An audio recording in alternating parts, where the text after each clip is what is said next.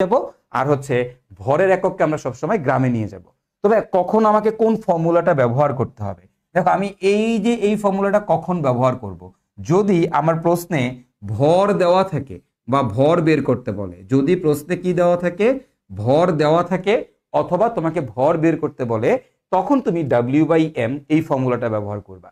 যদি কখনো তোমাকে প্রশ্নে সংখ্যা দেওয়া থাকে বা সংখ্যা বের করতে বলে, যদি সংখ্যা দেওয়া থাকে বা সংখ্যা বের করতে বলে, তাহলে তুমি এই ফর্মুলাটা ব্যবহার করবা। তাহলে এটা কখন ব্যবহার করব বলো তো ভাইয়ারা আমাদের?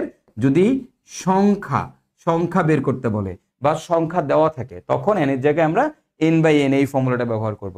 বা এই ফর্মুলাটা আমরা কখন ব্যবহার করব, এই যে এটা ব্যবহার করব ভাইয়া আমাদের যদি কখনো এসটিপি ওয়ার্ডটা উল্লেখ থাকে।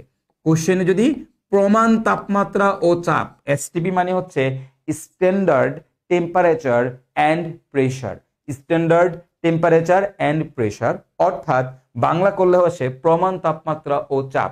যদি কখনো প্রশ্নে প্রমাণ তাপমাত্রা ও চাপ অথবা আদর্শ তাপমাত্রা ও চাপ এই টাইপের কোনো ওয়ার্ড উল্লেখ থাকে, চোখটা বন্ধ করে এর জায়গায় VSTP/22.4 এই ফর্মুলাটা ব্যবহার করবা।